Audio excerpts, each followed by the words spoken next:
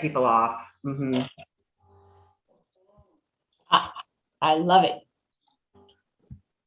And I just got that. It'll be live streamed. Got it. Awesome. Okay, it looks like we have one person waiting. That's good. Dr. Shara.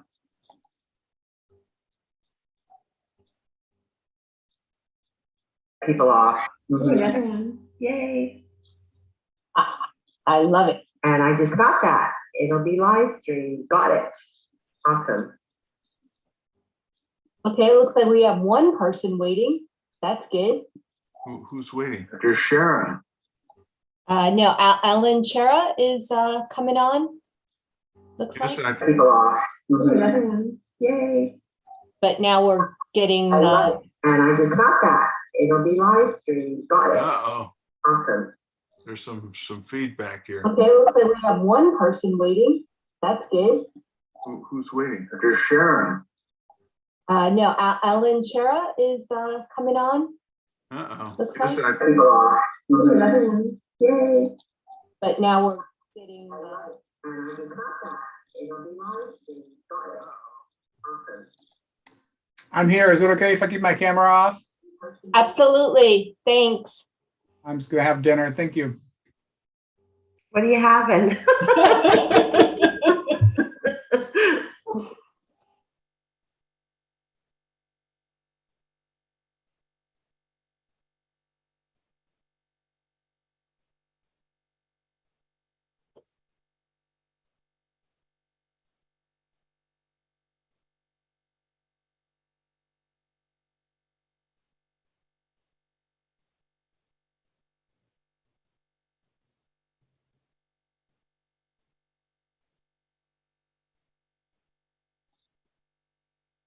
Yeah, we can get some feedback on that video loop, so we have to be careful.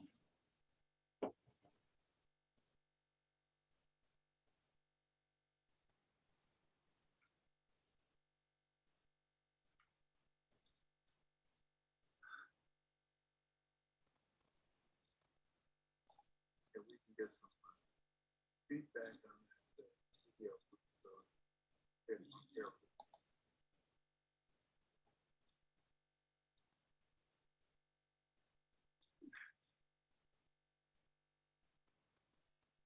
Sharon, are you watching it on YouTube as well? I'm not watching it. Okay, that's fine.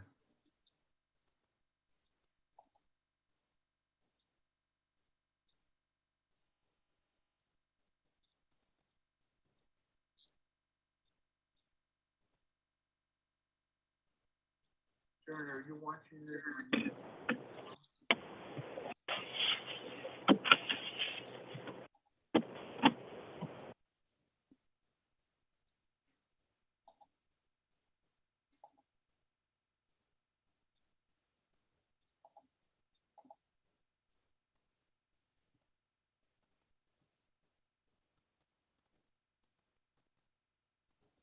Well, I'm thinking it's just about 6. So should we get started, Martin? I'd like to give it another minute if that would be all right. Sure. Maybe we can just go down the list of people I know are here. Elizabeth is here, Dr. Shara. Dr. Jordan, is that you? Dr. Jordan.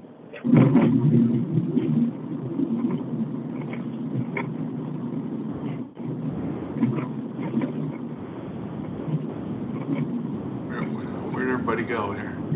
I have a 415-578. Dr. Fontana is here.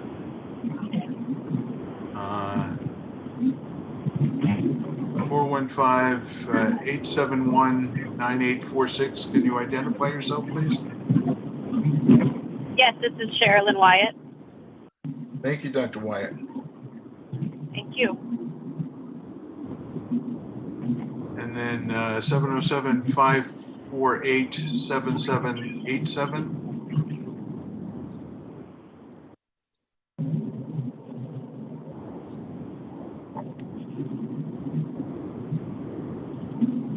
If you could identify yourself, that would be great.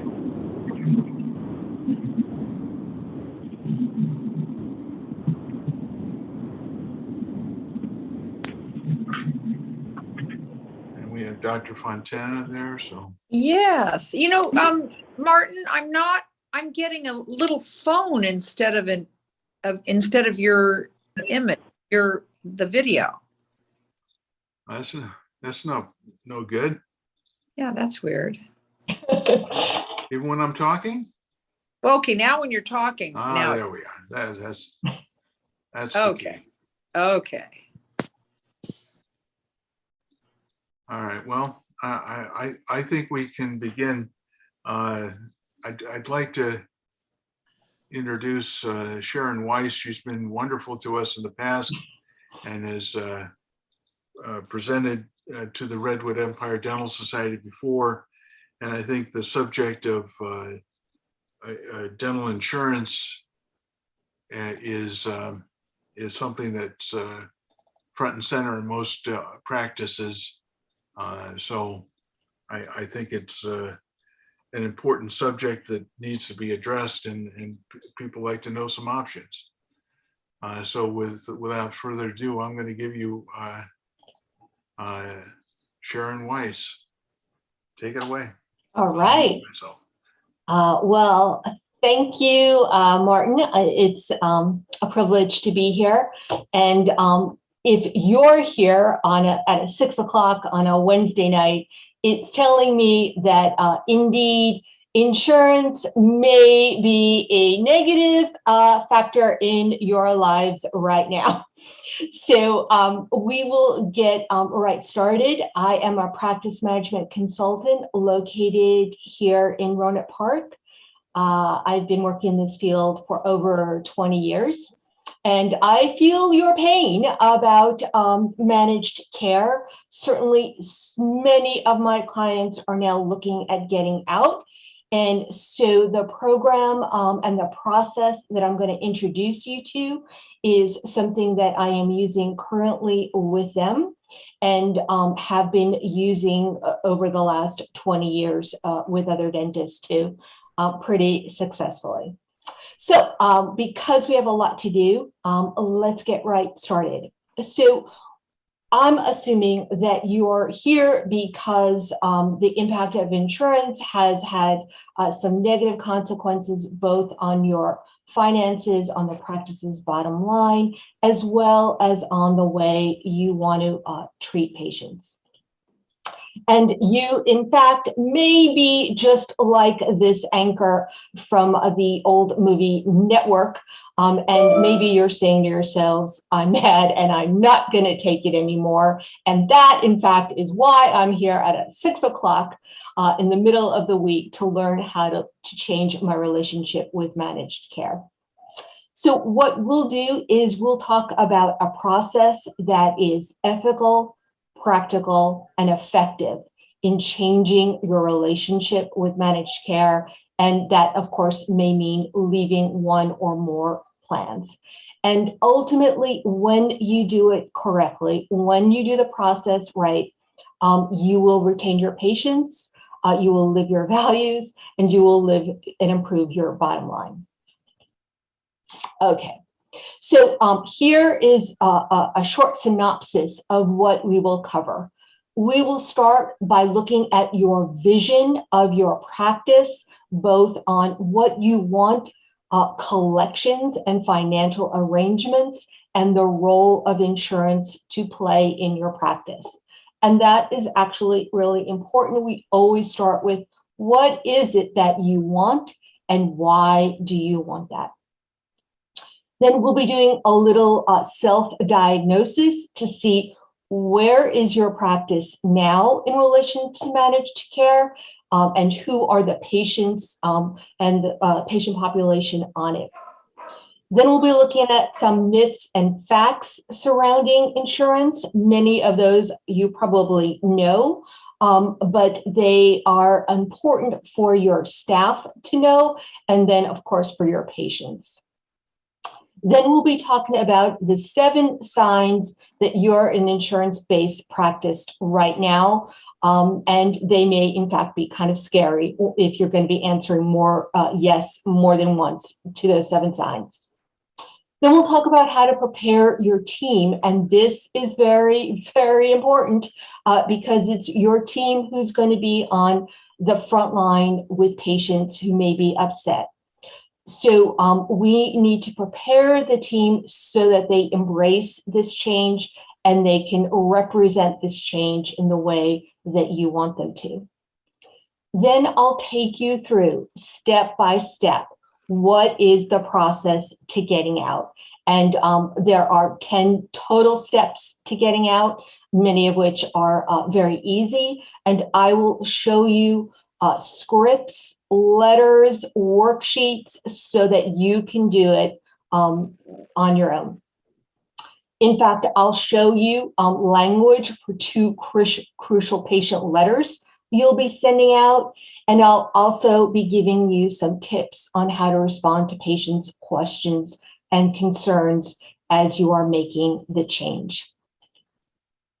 So, because I am going to be talking with a lot of detail, you are welcome to take notes, absolutely.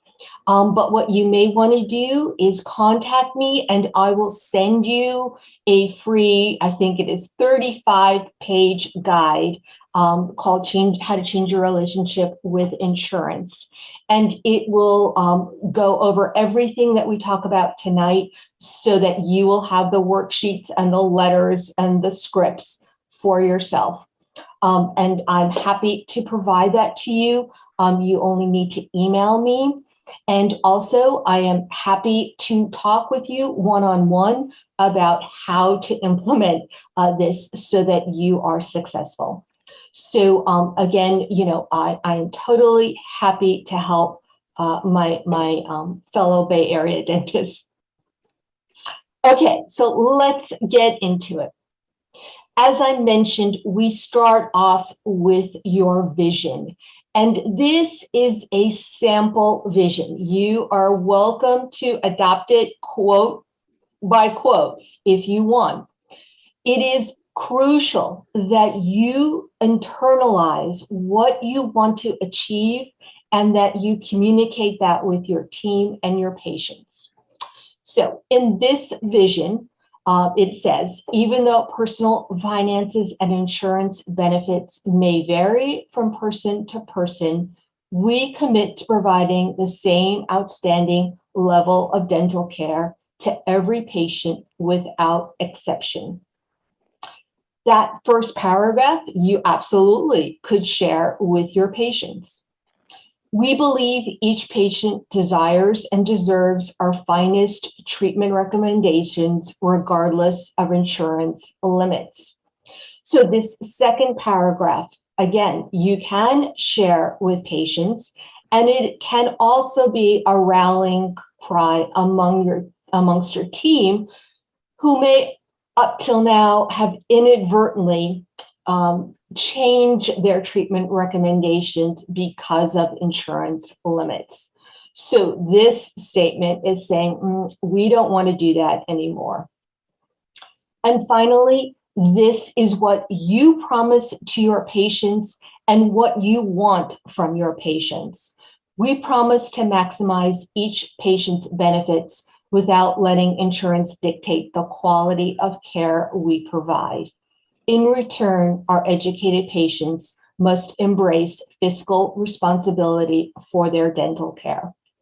So again, this goes to your values and your expectations of your patients as well as yourself.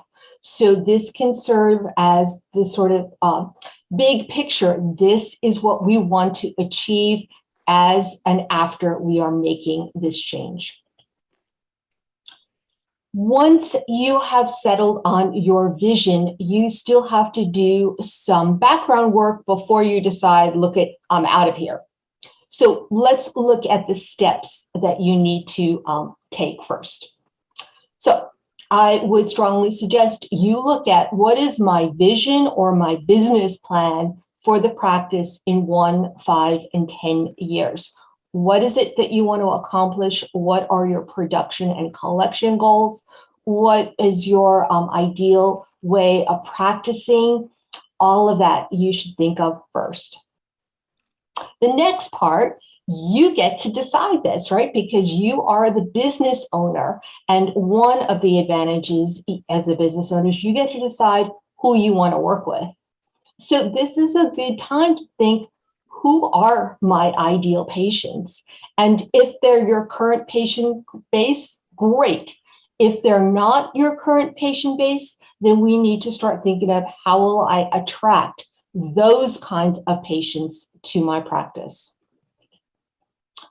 You also need to look which of my operating systems work well and which need strengthening. We'll talk a little bit more about this at the end, but truly, if you have troubles scheduling right now or collecting right now, or hygiene isn't great, those issues are only going to magnify once you make this change. So it would be good to get those things in order first. You also need to know your practice's financials. So obviously that means you need to know what your expenses currently are, what your production and collection is. Ideally, you have goals, 12 months of goals based on those financials. And as well, you need to know what has been the impact of adjusted fees on my production and collection. And that sometimes gets tricky because some of the practices I have worked with are not really adequately measuring UCR versus adjusted fees. And so they actually don't know the hit that they've been taking. Okay, so that if you have been looking at your UCR versus adjusted, you will understand a bit more about the financial impact that your practice has been taking.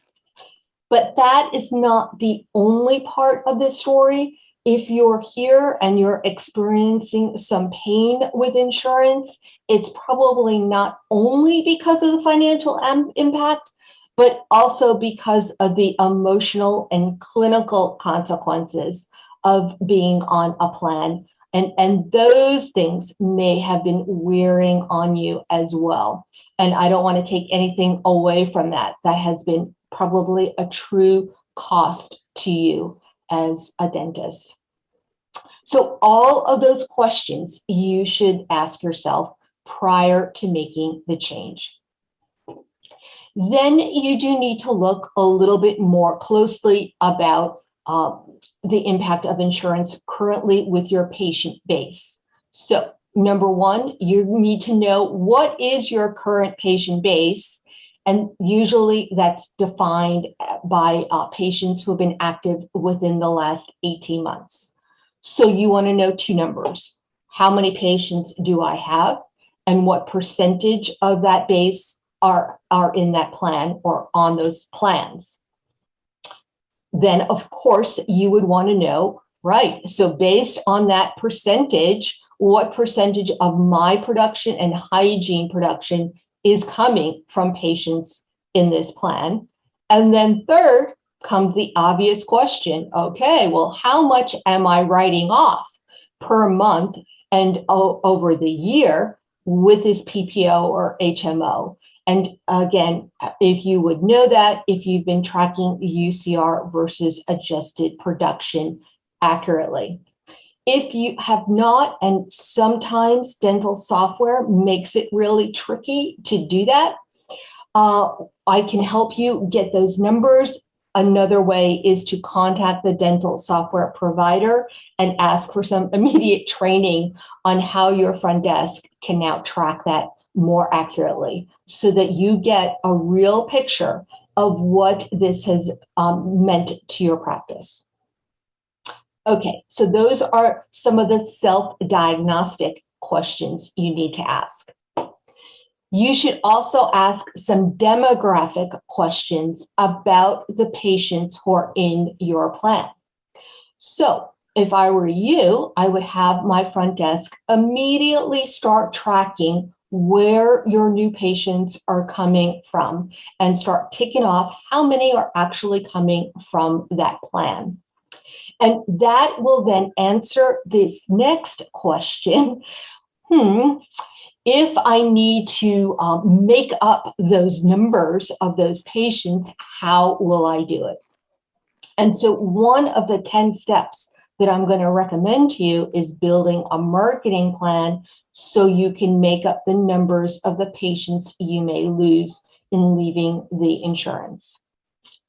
The second question does go to that. If you lost half of the PPO patients, would you still be busy enough? And so this may be doing some math. What would it mean to my practice? And you might want to look at worst case scenario first, although it has not been my experience that people lose half of their patients. In fact, they seem to lose much, much less. And the fee-for-service practices I work with seem to have no trouble attracting new patients. And then finally, this question, the general profile of patients with this insurance, gets back to the original question I asked of you, which is, who are your ideal patients? Do these patients represent the patients that you most love to serve? And if not, then perhaps getting out of the plan makes it even more attractive. If these patients do represent the patients you truly love and adore, then it'll become even more important to communicate with them well and ethically so they want to stay. Okay, so here are things related to the insurance company itself. And you may get some of the answers by looking at your contract with the insurance company. So the first question, you just want to know, can I still stop taking new patients from this plan and still serve existing patients? The second thing, maybe I want to negotiate with the PPO to see if they will raise their reimbursement to me. And that has been a step that I have been working with several clients with. There are insurance negotiation companies who will negotiate with some of them and get you better fees. What I have understood, though, is that this is a long process. It's not like it takes a week and they get back to you. It's a months-long process. So if you don't want to wait months, or if you're fed up, then maybe this step is not for you. The third question, what does the PPO contract say about when I have to contact them to leave? Again, that would be in your contract. Unfortunately, many dentists no longer can locate their contract from the insurance company. So interestingly enough, this process, getting a copy of that contract, has sometimes been time-consuming all by itself. So I do recommend that you get out your contract and read it carefully. If you cannot locate it, yes, you will need to contact them, but I suggest you be very vague about why you want to look at that contract, because some insurance companies do play hardball. And if they know you are looking to get out, they may have some consequences that you don't want. So get that contract as soon as you can, but do it diplomatically. And then one of the other things you want to look at on that contract is, what is their out-of-network benefits? What would it mean if I went out of network? Okay, so those are the general questions you need to ask. Here comes a maybe controversial philosophical statement. You get to decide, and you can tell me in chat whether you agree or disagree. And the question here is, how comfortable would you be in making this statement to your team and potentially to your patients? We are a values and vision-driven practice. The focus of our practice is to provide excellent oral health care, not managing the insurance bureaucracy. We will do everything possible to maximize patients' benefits, but paying for their health care is ultimately their responsibility. So if you're comfortable, let me know in chat whether you agree or disagree. In some ways, this is a pretty overt statement about saying what it is you stand for and what is your primary purpose in working with patients. And the whole idea that patients unfortunately have had, that it is your responsibility to manage their insurance, that is now going to be adjusted, right? And so for sure, one of the 7 signs of you being an insurance-based practice has been your patient's expectation that you're responsible for their insurance benefits. And getting out of managed care means this statement is now true, that you will help them maximize their benefits, but ultimately it is their responsibility. So that is a big statement, and I will work with you about how you will communicate that change with your patients. But for sure, it's a retraining of both your patients, your team, and possibly yourself. And I've noticed in chat that you've all agreed. Yes, we agree. Okay, so let us go on. I'm going to share some common myths and facts. Mostly these are, the facts to the myths. I am aware that you are probably knowledgeable about all of this. The reason I'm sharing this, though, is because these are common misperceptions amongst your patients and potentially your team. Having worked with so many teams all across the country, it does seem to me that quite often your team members really commiserate with your patients, feel a great deal of compassion for them. And sometimes that compassion leads them to downgrade the dental care because they think the patient won't be able to afford it, or because they also agree with the patient that insurance can dictate care.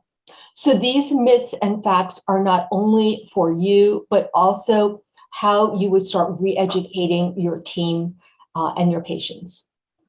So as you know, dental insurance is not meant to cover all the patient's dental needs. The focus is only on preventive care. And of course, the insurance companies place limits on how they define preventive. Unfortunately, you have probably dealt with many patients who think, yes, dental insurance is supposed to cover all my care. And if something is not going to be quote unquote covered, then it means I don't really need it. And you, the dentist, are in the wrong as opposed to my insurance company. This next point may be where you are hit hardest. Dental insurance rarely considers technological advancement and alternative treatment opportunities. They may restrict or undercut the dentist's freedom to recommend and deliver the best treatment for patients. This is maybe where your true pain point is. And it is this statement that you would actually be communicating to your patients, that the insurance company's limits have undercut your philosophy about dental care. And that is why you are making this change. That reasoning takes away from the whole money aspect and focuses it on your philosophy, which is to be the best dentist you could possibly be and provide optimal care. Okay, things that your patients may not have realized or your dental team. So the annual maximum in most cases hasn't changed in 60 years. 60 years ago, people were given $1,500. That has not changed in all that time. If it had and kept up with inflation, their benefits would be more like $10,000. And keep in mind, $1,500 obviously could have gotten you a lot more dental care 60 years ago. These days, it will get you 1 crown. So clearly, it is not going to cover all your patients' needs. Therefore, patients should always expect out-of-pocket expenses, even if you stay with insurance. Insurance is a benefit that reduces this cost, but it doesn't dictate what treatment is needed. And the patients who will only do what insurance will reimburse them for run the risk of needing more expensive work in the future. And that goes back to because the business model of the insurance company is to cover as little as possible. Okay, here is what you would want your patients to understand. Number one, insurance is a contract with the insured patient, not with you. And so it is the patient's job. And in fact, they are in the better place to advocate for better benefits. It is not your office's job to get them better benefits. Your office's responsibility is really only this, especially as you get out of managed care. You can file their insurance, but that's about it. You will help them maximize their insurance. You can talk them through some of the words and phrases they may not understand, but that is pretty much the limit of your responsibility. And you know why this is because, as you know, they want they push for their own profits, potentially at the patient's expense. Okay, so if you feel brave, pretend it is a month or more from now and you are getting out of managed care and your patients say to you, having learned you're getting out of their insurance, I don't understand. Why aren't you taking my insurance anymore? So any brave dentists willing to give what they would say to their patient. And you can write it in chat if you want. And I'll go on while you're thinking of it, because I will start answering that question. Okay. You may have inadvertently been an insurance-based practice without even knowing it. And I call it like being a zombie because you got bit and you didn't even realize now you're the walking undead. So let's look at the 7 signs that you have been an insurance-based practice and it is a good reason to get out. Number 1, you or your team are uncomfortable about recommending treatment not covered by insurance. This is a bad sign, right? Because now they've interfered with your treatment recommendations. Your patients believe that insurance should cover 100% of the practice fees and their treatment. Patients don't understand the word estimate and regularly challenge statements indicating an extra balance, right? Like, because you're the bad guy. Patients demand predetermination even if their insurance companies don't require it. So in these 2 indicators, what we're saying is that you will now have to retrain and re-educate your patients so they don't believe these things anymore. That is going to be an interesting process. I will start showing you how.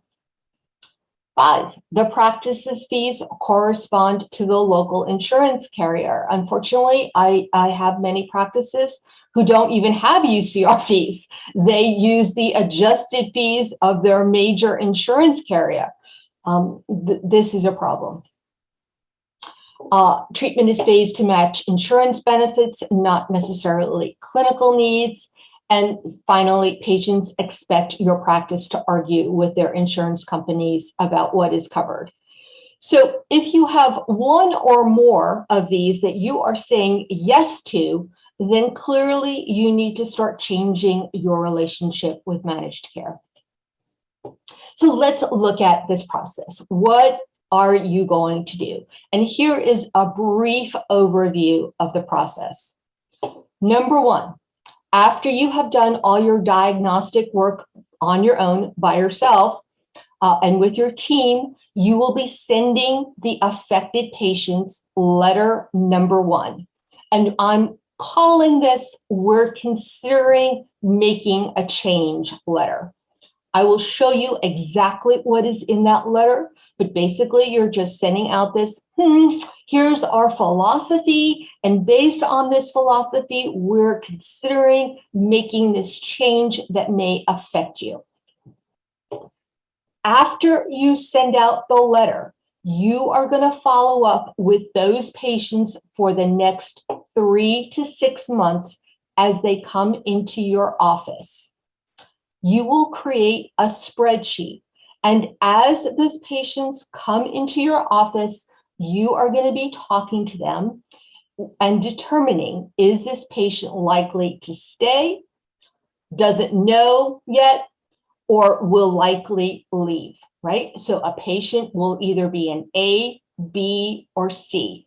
And this will give you an upfront sense of how many patients are we talking about that could potentially leave your practice. I'm working with a dentist in Ohio right now who reported to me some really good numbers. 41% of his patient base said they will stay, and 23% said they don't know yet. That is really good odds. And he, in fact, also found out, coincidentally, that another practice in his area is also dropping the same insurance. So he's in a pretty good position. And it's great for you to know this information up front. After you have talked to the majority of your patients, you will then send them letter number 2, which is, we are making this change, we're leaving. Okay, they get that. And then if some patients call to ask for their records, 6 months after that, you'll send a 3rd letter to those patients, which is a check-in letter or a welcome back letter.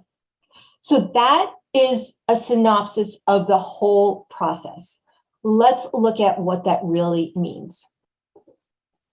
The first thing is to make sure your team is on board with making this change, because they can make or break this process. So do not shortcut this. Make sure you are training and talking to your team. I would strongly suggest you have a special staff meeting where you are specifically talking about insurance and your goals of getting out. So you should first start that meeting talking about your philosophy of care and how the insurance company is undermining that philosophy. Second, you should talk about what you want for the future, that your goal is to have a practice where you all get paid commensurate with the quality you provide. You are going to assure them that you have a solid, easy to implement plan that will get to that vision, and that by doing this plan and this process, ultimately your practice will both survive and thrive, with the good news that you will now have patients who value their treatment and are committed to your practice. So this is kind of your rallying meeting. You are going to speak from the heart. You are going to be inspirational. You might want to ask your team then to answer these 3 questions during the meeting. What do we bring to patients that would compel them to stay even if their benefits change? Because it is going to be a patient choice to stay with you. So look at it from the patient's perspective. What do you provide that is so compelling that they would want to stay with you? And that question may take you a while, because it's certainly not going to be a typical menu of services, right? Every dentist can do a filling or a crown. So what is it about your customer service that would compel your patients to want to stay with you specifically? Then the next question, how do we communicate the value of staying with us in every patient interaction starting today? Should start getting the team's mental wheels going. What are we going to do to upgrade our customer service? How do we establish the kinds of relationships with patients so that we are obviously going to be their choice? And then finally looking at, all right, what is in it for all of us when we get out of this plan? What can we all look forward to? Your team may have some concerns, and it would be good if you looked at them in advance and were prepared for them. One, your team may be concerned that the practice will slow down, leading eventually to job loss or cutbacks. So that might be a fear that you have to address. They may also, your team may also be worried about how your patients will react, that your patients will react negatively and thinking, this is just a money grabbing exercise on your part. Some of your staff may feel like I might lose my favorite patient. They won't want to come here anymore, or I will be forced to talk about money with patients, and I am uncomfortable doing that. So all of this will require some conversation and ultimately some training to work with your team so they are ready to embrace this change. So again, another question you may think, how am I going to answer, is when your team member has an objection. We're busy and profitable right now. Why do we need to make this change?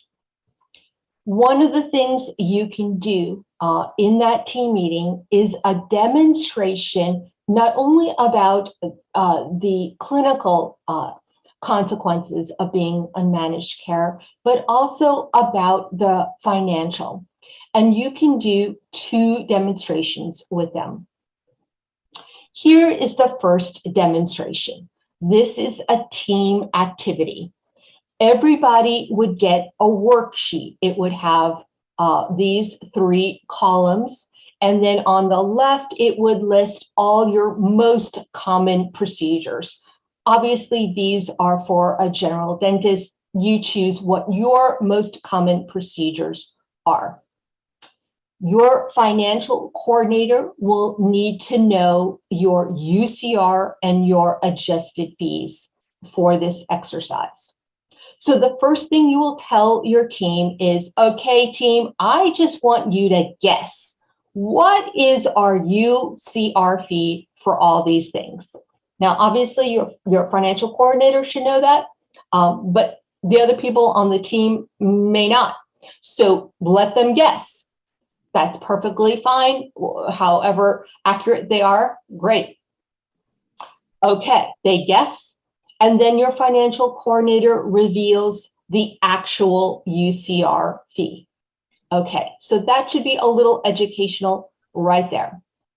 Then the third part is they can either guess what the adjusted fee is on the plan, or again, your financial coordinator can just give them, here are adjusted fees.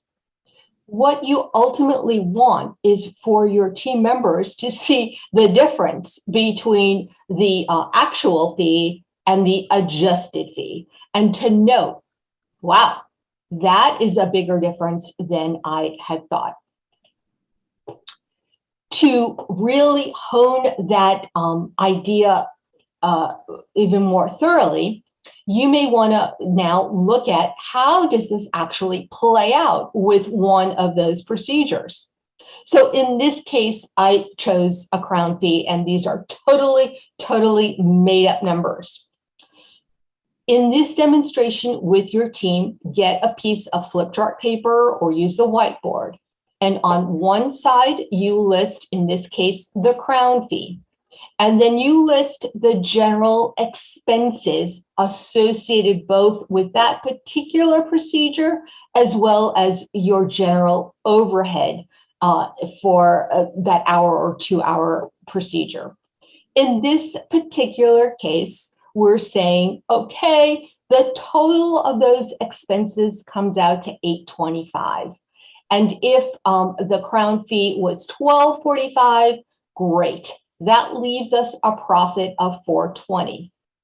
Now, of course, before all your team members jump up and down with joy about, wow, we have 420 left over, realize that, quite a lot of other stuff has to come out of that 420. And by the way, I personally did not include the dentist's fee salary on this. So it would be quite a bit less than that. Okay, so if every patient got a UCR crown fee at $1245, we would make $420.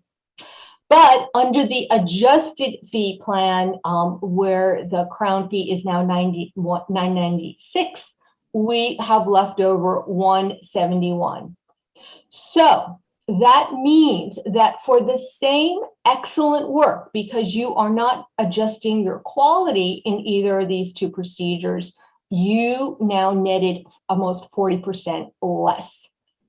Now, hopefully the team starts looking at the impact of this, because this obviously occurs day after day, year after year. You would want to do a bit of a team conversation around this. Here are typical questions you can ask. Which numbers were surprising to you? What do you see as the impact of these numbers on our practice? And then third, which might be a little interesting question, given what we just discovered, is it better to fill the chair with any patient, regardless of the reimbursement rate? Or in some cases, would we be better off not doing a procedure because of the reimbursement rate? So it's all these questions are designed to have them start thinking strategically.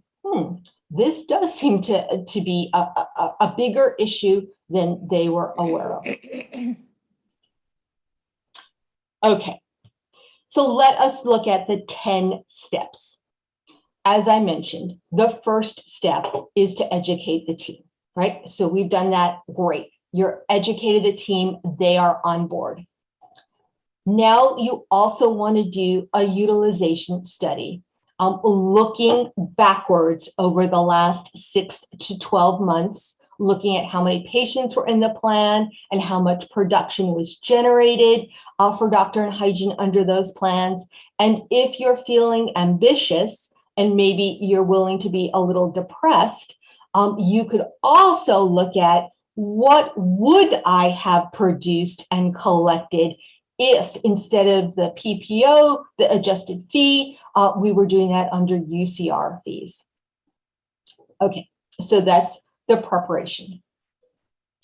Now you're going to contact the patients, as I mentioned before. So you're going to send that first letter. You can send it to all the patients who are affected all at once, or if there's quite a number of them, you can do it in batches related to when they may be coming back into the office. At morning huddle, you are going to look at who are those patients who are under those plans. At the huddle, You will identify that patient and you will identify a team member who is going to have a purposeful conversation with that patient. And by purposeful conversation, I mean the conversation where you're going to determine, is the patient likely to stay, may leave, or will likely leave? I suggest you do not choose the same team member all the time. You choose the team member that the patient has the best relationship with. And so that might be a dental assistant, a front desk, a hygienist, but choose someone who the patient sees as a friendly face. Okay, so that was your first step.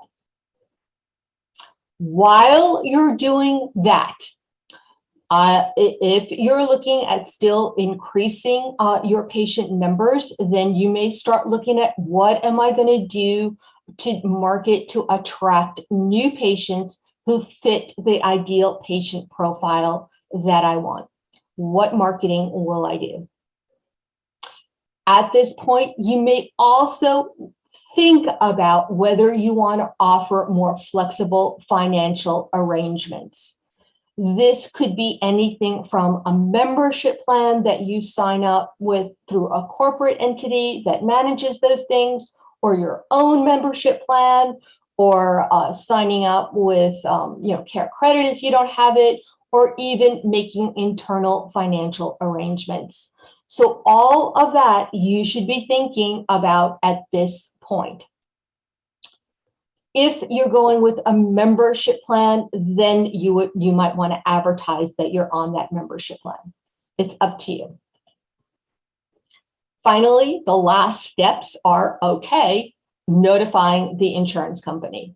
Now, this part is a little tricky because some insurance companies, especially the one that starts with D, plays hardball occasionally. And once they know you are looking to get out, they contact your patients before you can.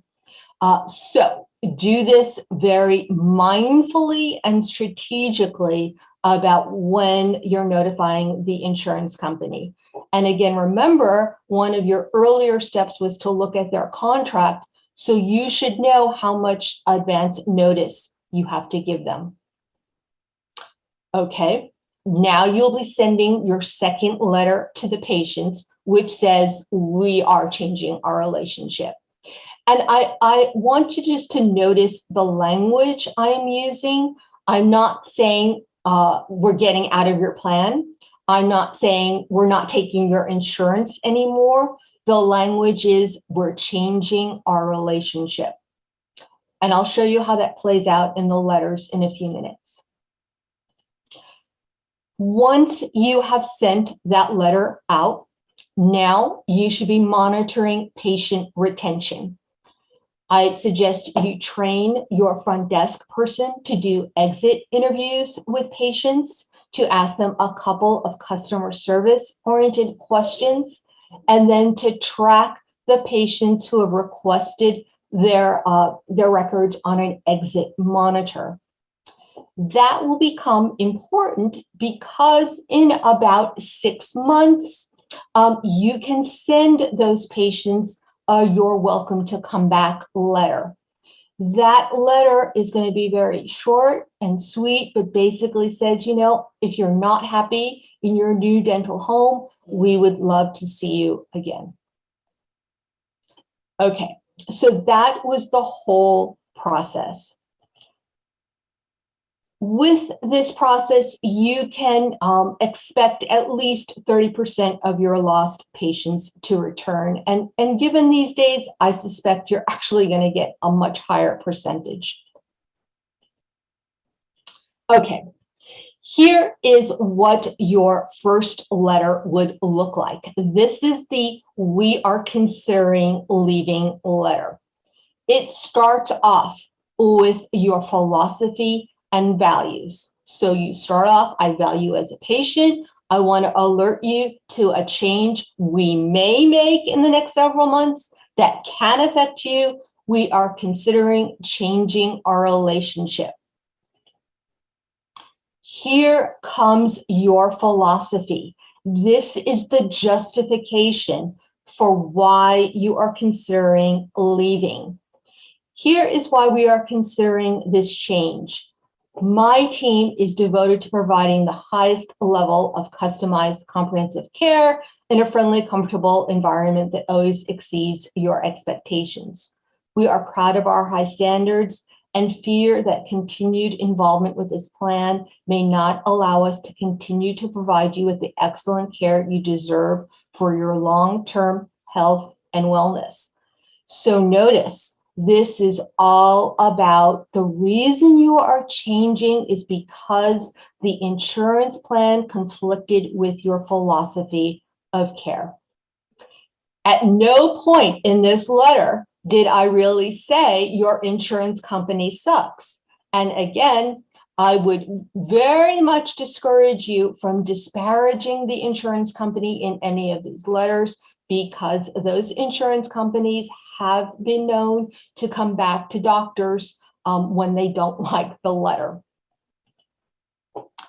The last part of the letter is what your patients will probably be reading most closely. And it would start off with this headline, what this means for you. So there's total reassurance. You're welcome to come to our practice, be with us. This will only be a slight change. We will still file your insurance claims to maximize your benefits, and now your benefits will be issued to you directly. This is what we're doing currently. We are still researching. We want your input and questions at the coming months at your visit. So that's previewing the fact that when they come in, we're going to be talking to them about it. And then, of course, the last sentence is just feel free to talk to us about it. That's letter number 1.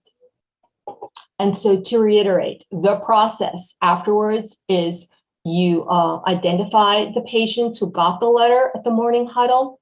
You choose a team member who's going to talk to that patient. That team member is going to have a purposeful conversation where they summarize that letter and ask the patient's attitudes. And then we're recording that classification on a worksheet. So let's look at what this conversation would look like. Your team member can say something like this. Hey, patient, did you get the letter we sent you about our relationship with XYZ Insurance? I'm wondering, do you have any questions about it? And then depending on what the patient says, the team member answers. They may want to reiterate what was said in the letter about reassuring you are still a patient in our practice. We will still help you maximize your benefits, etc. The conversation should end or at least include a question like this. I'm just wondering, if we do decide to make this change, will it affect any of your plans regarding your dental health with us?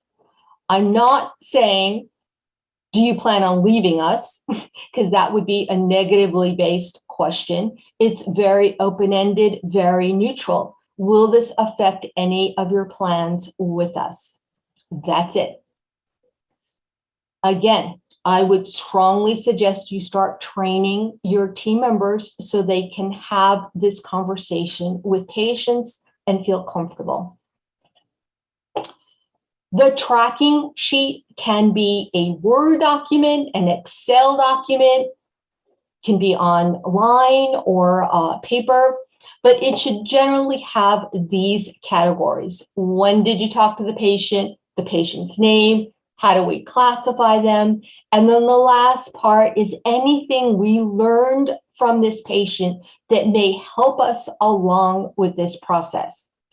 And certainly if a patient has indicated, I don't know that I'm coming back, or I'm not sure if I'm coming back, the patient's concerns, quote unquote, should be noted in this category, because that will be useful for the next time you talk with the patient.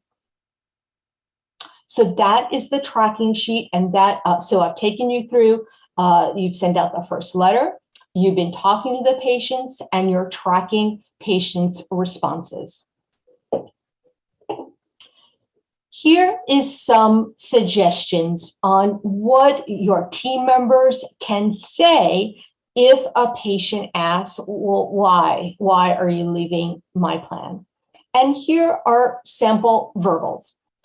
We researched the best way to make sure you get the treatment you need that is consistent with our philosophy. We found that this plan was getting in the way of providing the kind of treatment we want for you.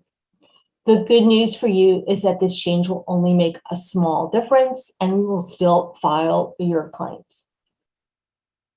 Okay, so that is generally the party line in why you would be making this change and how you're representing that to your patients. But we can anticipate that patients will be asking questions like this. All right, well, what will it mean in out-of-pocket? How much more will I spend here? And why is there now going to be an out-of-pocket? What does it mean you're not an in-network provider anymore?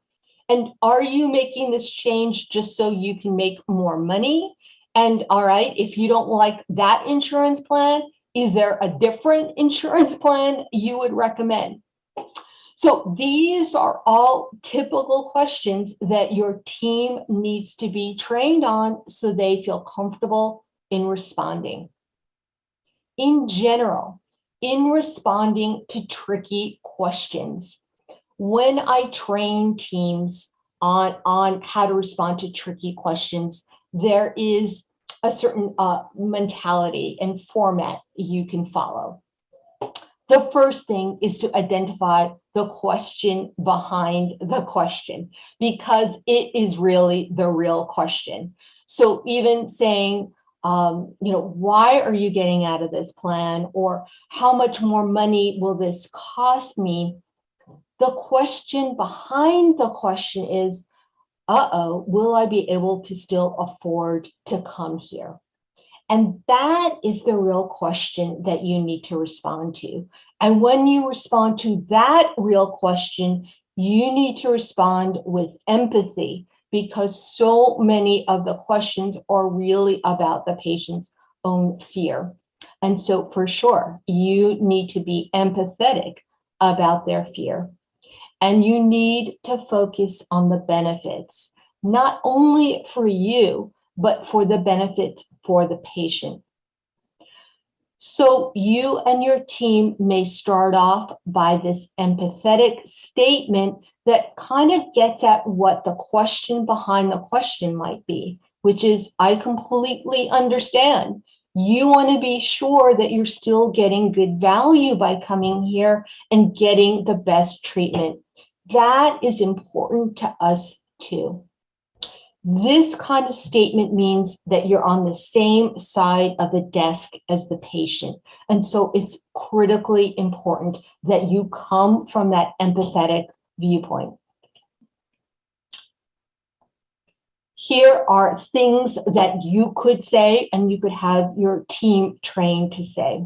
Well, one of the reasons we made this change is so that we can continue to offer the best labs and dental materials to you.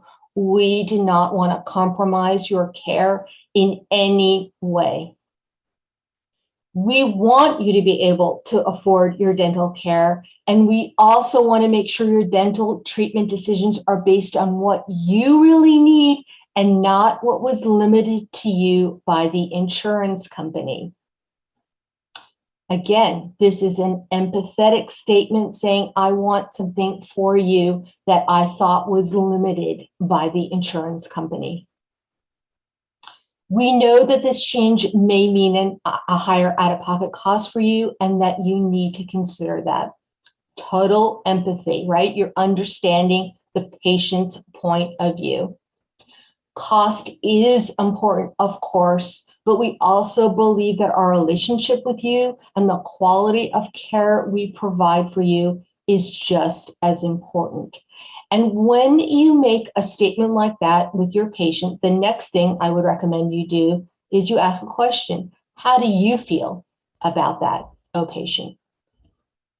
Okay, so all of these are empathetic statements that speak to the benefits of the patient care by getting out of the managed care.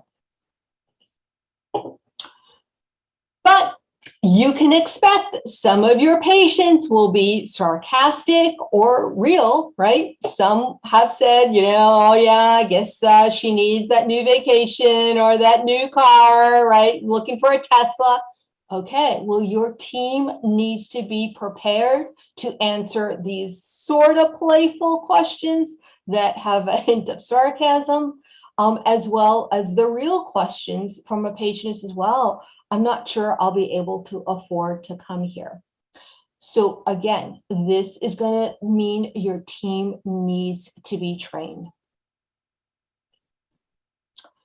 As I mentioned, during this whole process, you should be looking at these 4 things.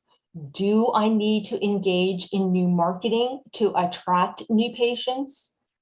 Do I need to upgrade my new patient experience? And I would strongly encourage you to look at that, because it is going to be the new patient experience that will tell whether any new patients will want to stay with your practice. So again, you have to give people something they cannot get at another dental practice. You might want to consider expanding your financial options, which may include a membership plan. Okay, so all of that needs to be going on simultaneously while you're going through this process. All right, so let's look at that second letter, because the second letter is obviously the crucial letter. This is the "we are making this change" letter. As always, it starts off with your philosophy of care and your vision. It states that change without disparaging the insurance company. Again, as I mentioned, extremely important, because insurance companies do come after dentists who disparage them. The letter should reiterate how this change will and will not affect your patient. It will highlight any new financial arrangements if you're making any. And finally, reassure them that you are still their dental home. So let's take a look at what this letter could sound like. Again, it starts off with your philosophy. Our mission at Weiss Dentistry is to provide impeccable dental care with integrity, warmth, and enthusiasm. As a highly skilled and motivated team, we build relationships and touch people's lives through education, service, and care. We are delighted that you are part of our dental family. Right? I mean, it's a lovely, warm statement. Every year, we take the opportunity to review our systems and protocols to make sure that we are living up to our standards of care and that there are no obstacles to your long-term health and well-being. So this paragraph is now the bridge from your philosophy to the change that you are going to be making. And so this reiterates what you've been telling patients, and also it starts bringing them to the point. We have been researching and evaluating the relationship our office has with dental insurance plans. We know concerns about affordability can be a stressful factor that influences your dental decisions. The financial benefits of having insurance can be a great help for many in achieving good dental health. So this is your empathy statement, your "I understand where you're coming from, oh patient." Unfortunately, sometimes limits within the policy can get in the way of providing optimum dental care. Therefore, after much deliberation and analysis, it has become necessary for us to discontinue our role as participating dentist with the plan. The good news is that this will have very little effect on you personally. As we become an out-of-network provider, you will continue to receive your care at our office.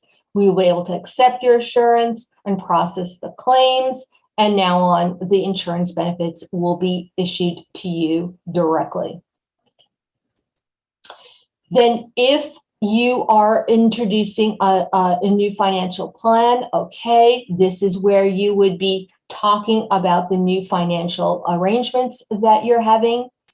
If not, then you would simply end with this paragraph about if you have any questions, call us, or we'll be happy to go over your benefits at your next visit. We will guide you through the process of utilizing your insurance benefits and maximizing your coverage for all your dental needs. And then finally, it ends with a kind of warm closing. Here's to you and your family's continued journey to long-term overall health and well-being. We are here to help you achieve the best dental health possible. Now, that is one sample letter. In the guide that I mentioned at the beginning of this seminar that I will provide for you if you want it, I have actually 3 sample letters, sample letter number 2 letters. So you will be able to mix and match language from all of them and find something that fits you. Okay. So now you may be out of the plan, and congratulations.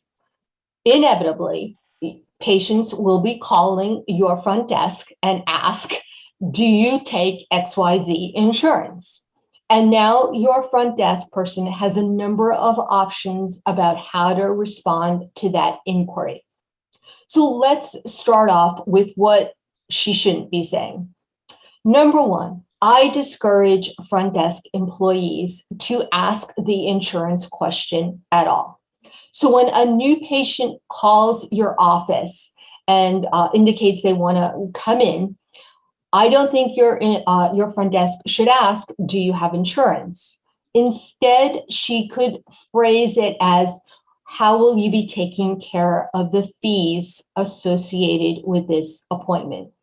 That's a much more neutral question, and it doesn't give the word insurance, and it allows the patient to answer, I have XYZ insurance, or I'm paying by credit card, or whatever they're saying.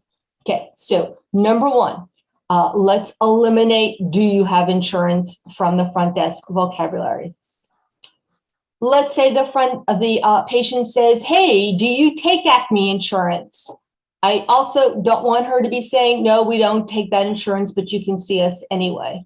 This is not very welcoming, right? And anytime you start off a sentence with no, and in the middle of the sentence, it also has a but, then we're setting up obstacles to seeing us. There is a way to say no that sounds like yes, and I will be showing that to you in a few minutes. Third thing, I'm not thrilled if she said our dentist isn't a provider with your plan. Yes, that might be accurate, but again, that is not particularly welcoming to a new patient. So we need to find a different way of giving that information. And finally, let us not say this. If a patient asks, why did you get out of that plan? Again, I don't think your front desk should be saying something like, because it wasn't good for us. That is not enormously professional, and it doesn't speak to your philosophy of care.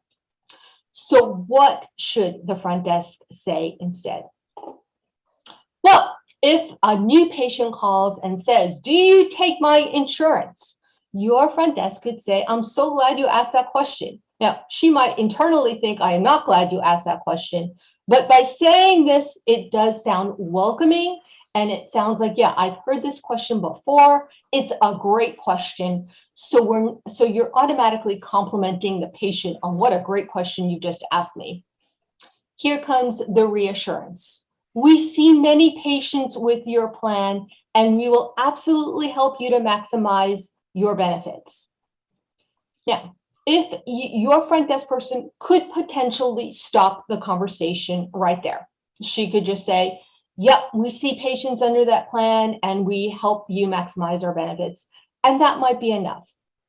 But if you want your front desk to start promoting your practice as a special, different kind of place, then she should start talking about your philosophy. So I'd like to tell you a little bit about our philosophy and why we may be different to other dental practices. And in here, it's kind of assumed other dental practices that might be on your plan. Okay, our dentist made the decision that we don't want to compromise a patient's treatment options because of insurance limits, so we are classified as an out-of-network provider.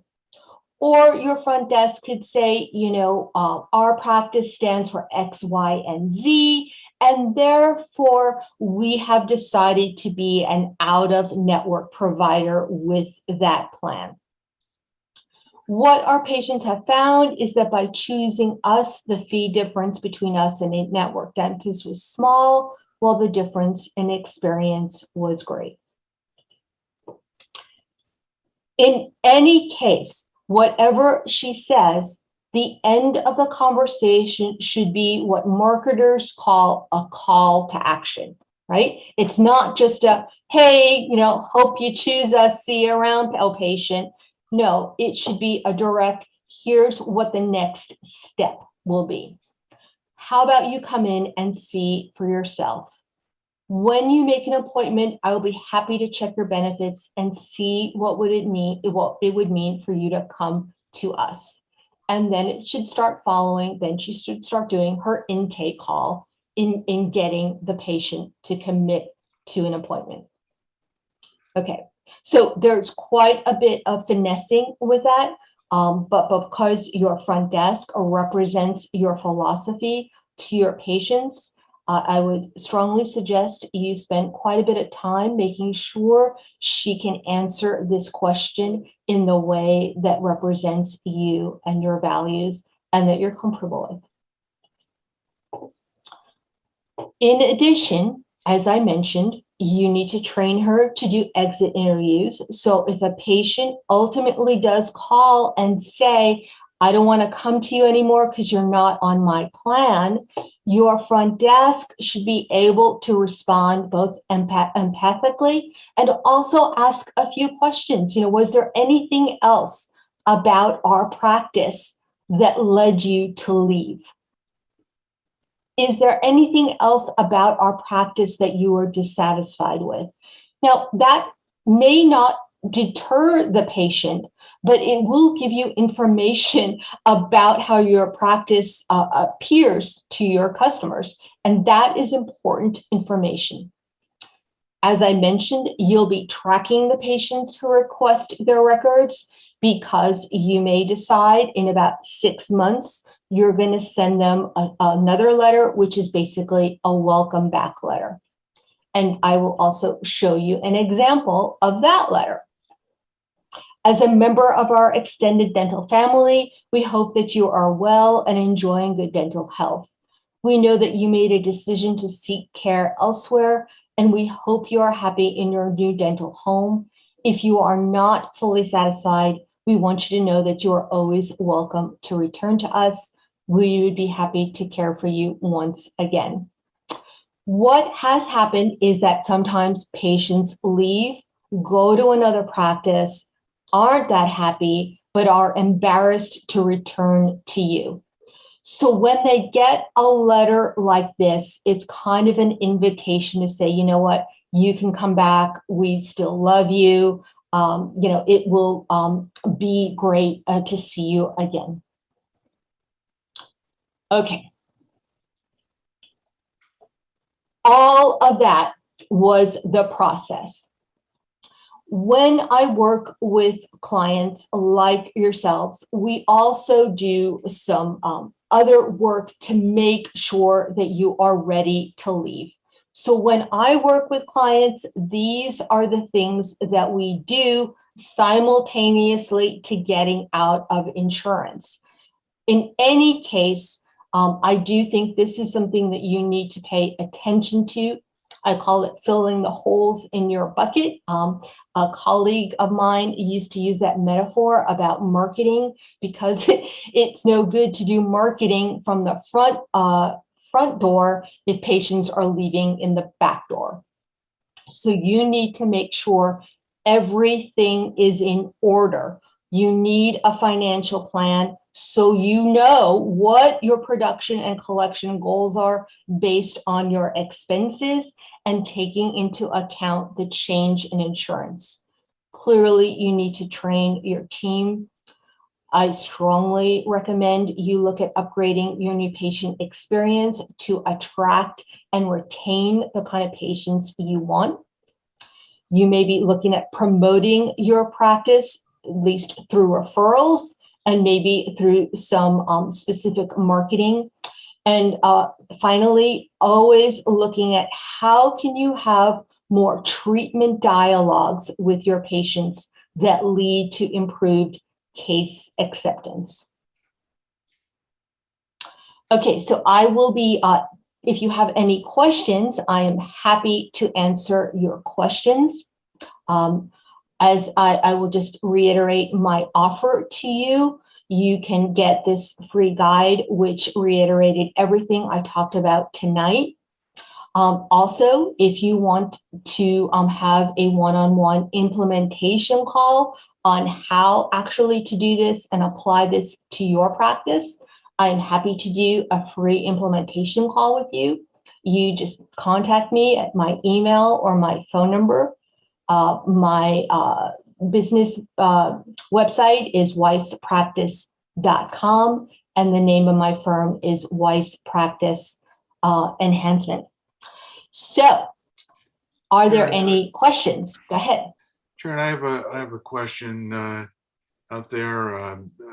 Most dentists are aware of the history of the dental insurance. Do you have any case studies that show how an office has done equally well after exiting an insurance program? Right. So there are the anecdotal, right? The anecdotal. Well, without using actual names, obviously. Yeah. So what I will say is this: in the last few years, I have helped 4 or 5 dentists get out of one plan or all plans, and never. I have not had one dentist say they regretted it. None have regretted it. All have said, I wish I had done this earlier. Right? So that speaks to something. And so I think getting out can provide a lot of opportunity and financial freedom for you, as well as perhaps a great emotional burden being released. Do you see many of them getting out of just 1 or 2 programs, or do you see it all or nothing? Right. More often than right. So that is where we make strategic decisions based on how many plans you have, which are the worst plans, and what is your business model. I'm working with a pediatric doctor in Truckee, and he is overwhelmed with new patients because everyone from the Bay Area moved up to Truckee, right? So he is bursting at the seams with new patients. And first, we started off by simply getting out of 2 of the lowest reimbursing plans. And still, we could see his practice is so full that we thought we need to get out of now all of them. And so now that is the process. He is getting out of all his managed care. And it has been seamless.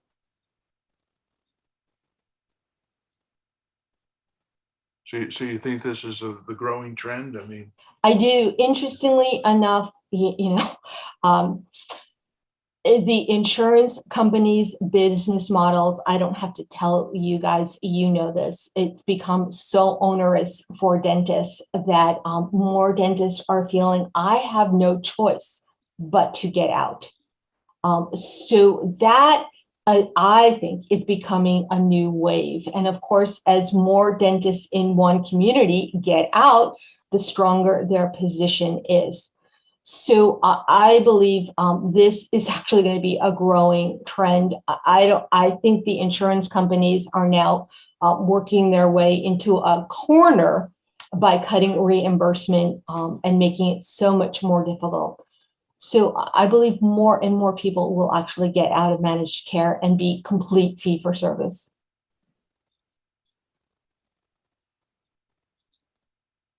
Okay, so are there any other questions, observations, anything I can help anyone with? Just unmute yourself and pose your question or text it. Oh, there's one question here. What happens when I want to sell and I'm a premier provider of what you call the D The insurance? big D? Yeah, yeah, it does seem like the big D is not transferring over that premier provider status to the new owner. So that means, it may in fact, and I'm not a practice transitions specialist, but for sure, I would look at working with that specialist who will now look at your practice under the PPO plan and what it might mean if you are out of that plan for the new dentist. I think it would be pretty safe to assume the new buying dentist won't get that premier status. And so it will mean a change on the practice's financials. And also simultaneously, it would then have to be communicated to the patient base, which may be a very tricky transition to do all at once.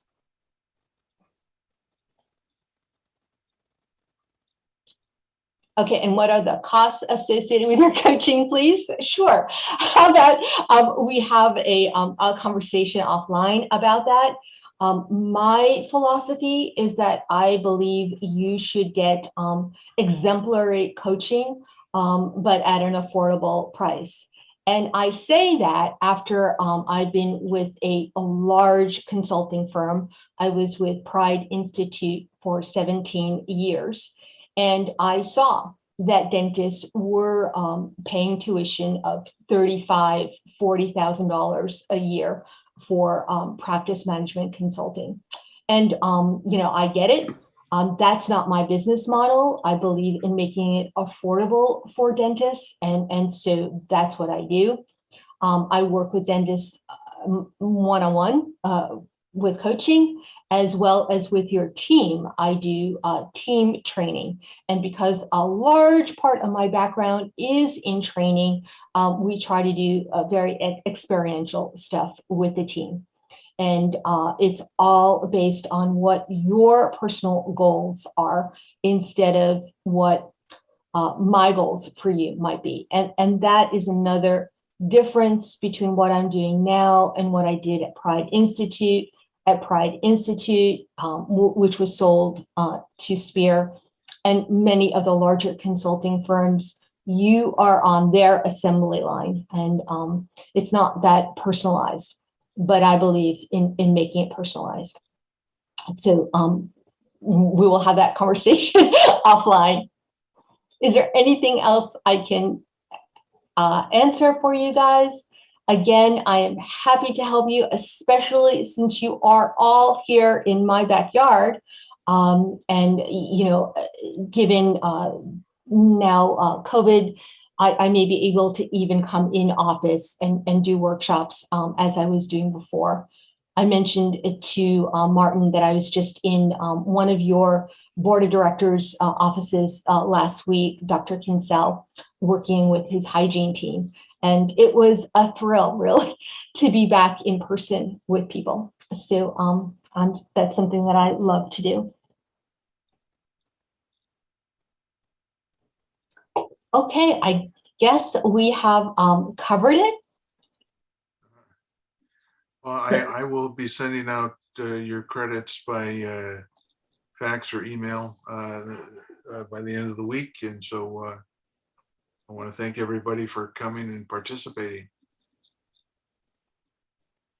Thank you. That was really good. You're very welcome. And, I wish you all luck. We do have a few minutes if anyone wants to share what their situation is with managed care and why you are at this webinar. I'm happy to listen.